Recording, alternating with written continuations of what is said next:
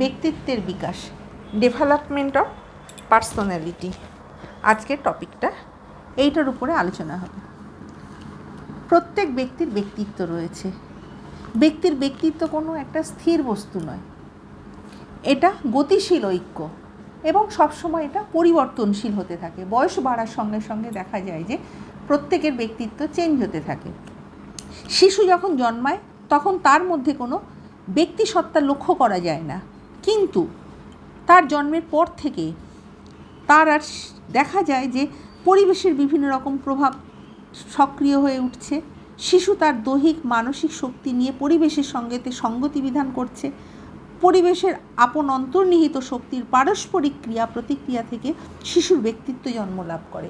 সুতরাং পরিষ্কারভাবে বোঝা যাচ্ছে শুধু ব্যক্তিত্ব গঠন করতে গেলে দেখা যাচ্ছে শিশুর কিন্তু নিজের যে বংশগত কতগুলো ধারা সেগুলো থাকে না, সেগুলো ছাড়াও কিন্তু কতগুলো বাহ্যিক যে পরিবেশের প্রভাব সেগুলোও কিন্তু তার মধ্যে পড়তে থাকে। যত ছোট থাকে তখন কিন্তু বুঝতে থাকে না, কিন্তু যত বড় হতে থাকে তার এই যে বাহ্যিক পরিবেশের বিভিন্ন রকম ক্রিয়া প্রতিক্রিয়া তার উপর প্রভাব বিস্তার করে থাকে। শিশুর ব্যক্তিত্ব কিন্তু কখনো কোনো একটা স্থির বা নিশ্চল বস্তু নয়, এটা সারা জীবন ধরে ব্যক্তিত্বের বিকাশ প্রক্রিয়া চলে।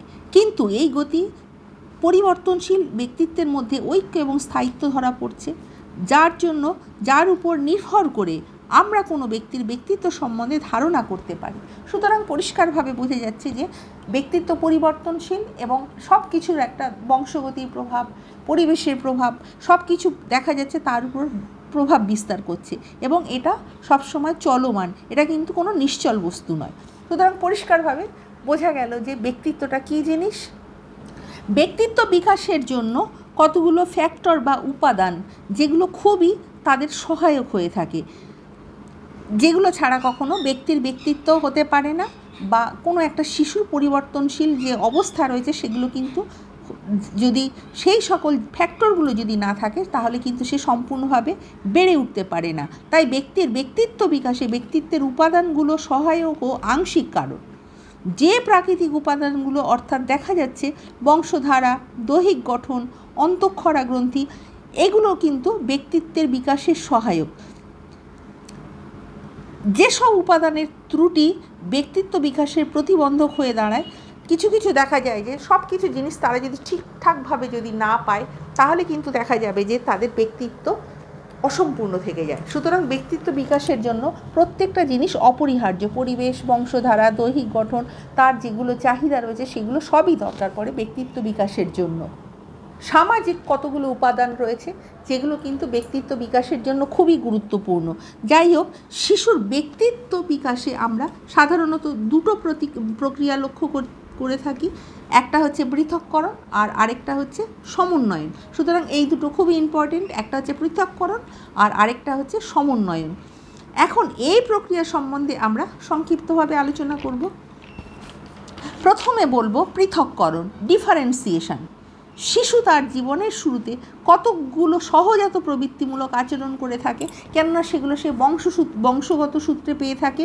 কিন্তু কোনো বিশেষ আচরণ সম্পাদন তার পক্ষে যখন সম্ভব নয় তখন তার সকল আচরণই দেহধর্মী, কেননা সে কিছু বোঝে না। তার সমস্ত আচরণ, সে যখন জন্মাচ্ছে তখন তার সব কিছু আচরণ হবে দেহধর্মী। কোনো বিশেষ আচরণ স্বতন্ত্রভাবে সে করতে পারে না। শিশু সাধারণত সহজাত এবং প্রক্ষোভমূলক আচরণ করে থাকে, আর এই আচরণগুলো বয়স্কদের আচরণের মতো স্বাতন্ত্র্য বজায় রাখতে পারে না, কেননা কোনটার সঙ্গে কী আচরণ হবে, কিভাবে চলতে হবে, যেহেতু তারা শিশু তারা তাই বুঝতে পারে না। তারা যেমন পারে তারা পরিবেশের সঙ্গে তারা আস্তে আস্তে খাপ খাওয়াতে শিখছে এবং পরিবেশে কিভাবে আচরণ করতে হবে তারা কিন্তু সেইগুলো চেষ্টা করে। কিন্তু বড়রা যেভাবে একটা পরিপূর্ণভাবে আচরণ করে তারা কিন্তু সেইভাবে কখনো তাদের স্বাতন্ত্রতা বজায় রাখতে পারে না। বিশেষ উদ্দীপকের বিশেষ আচরণ শৈশবে শিশুর পক্ষে করা কখনোই সম্ভব নয়। শিশুর যখন বয়স বাড়তে থাকে তখন সে পৃথকভাবে আচরণ করতে শেখে। বিভিন্ন উদ্দীপকের জন্য সে বিভিন্ন প্রতিক্রিয়া করার প্রয়োজন, সে সেটা তখন বুঝতে পারে।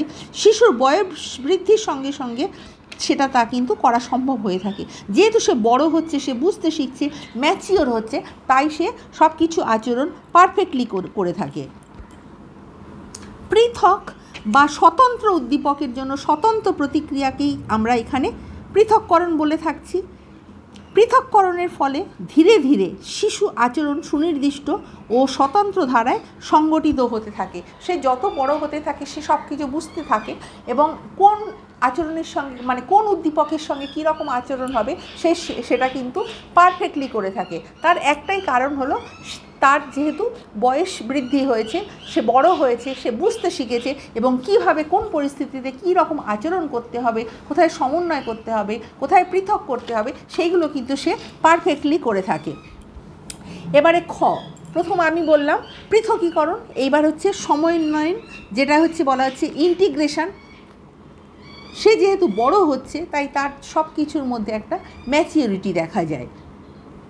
শিশু যে উপাদানগুলো নিয়ে জন্মায় সেই উপাদানগুলো তার বয়স বৃদ্ধির সঙ্গে সঙ্গে পরিবেশের সংস্পর্শে এসে বিভিন্ন মানসিক অবস্থার সৃষ্টি করে।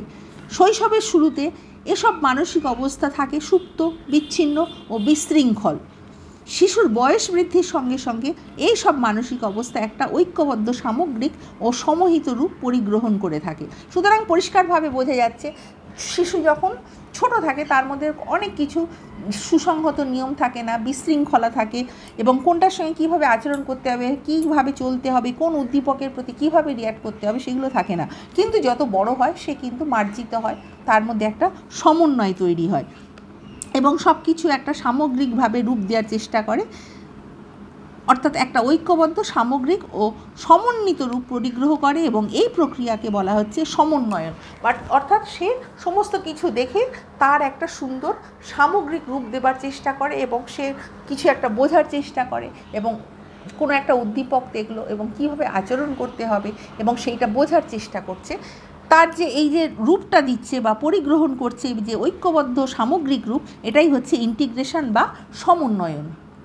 এই সমন্বয়ন প্রক্রিয়া বহুদিন ধরে ধরে চলে।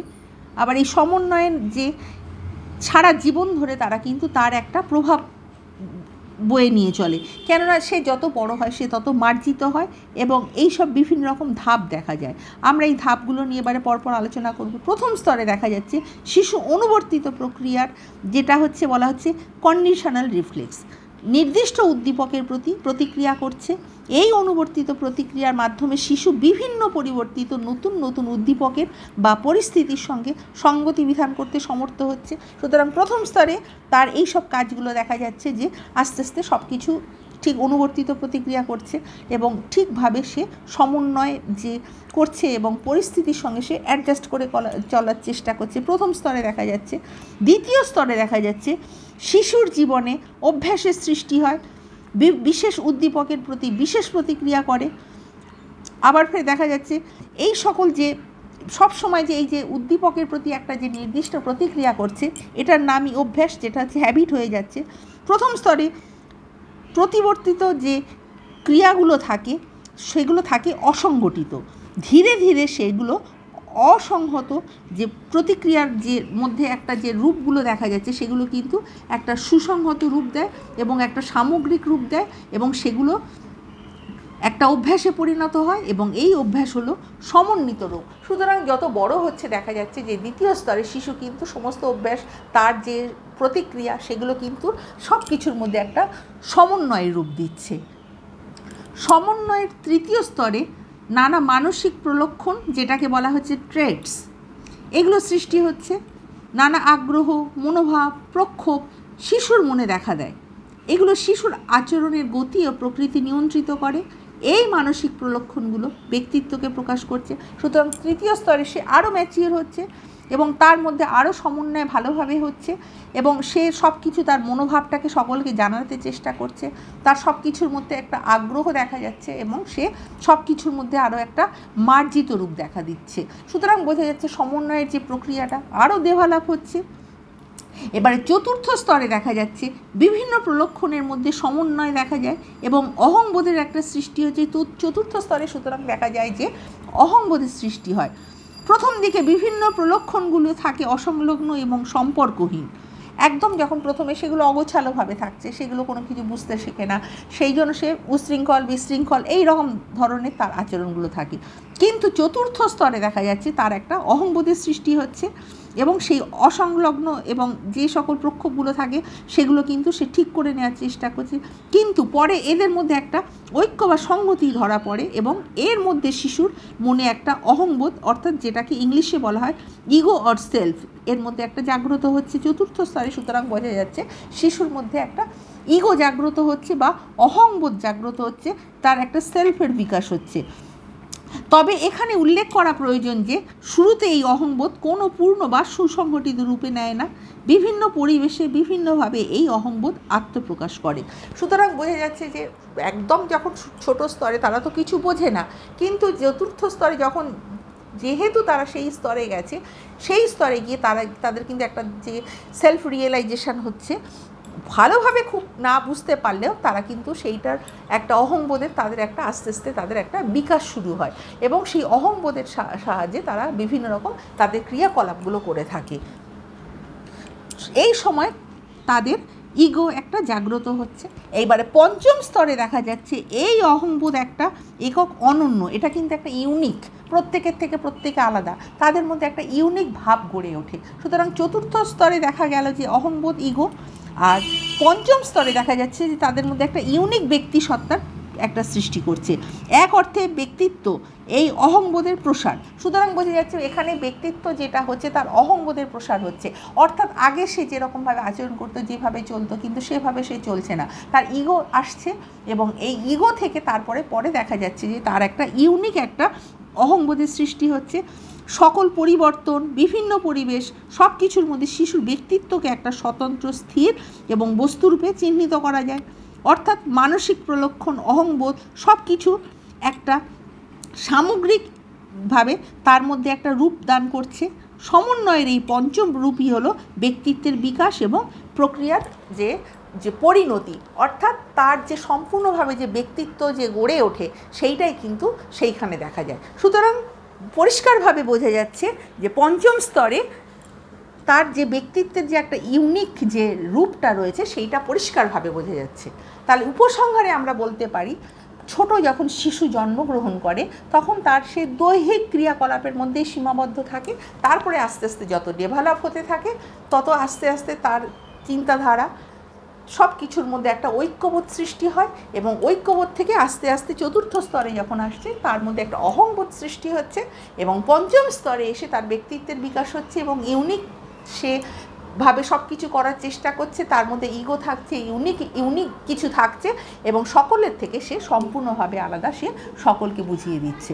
আমার ভিডিও তোমাদের ভালো লাগলে লাইক, কমেন্ট, শেয়ার এবং সাবস্ক্রাইব করতে ভুলো না। নেক্সট টাইম আমি আরও একটা নতুন ভিডিও নিয়ে তোমাদের সামনে উপস্থিত হব।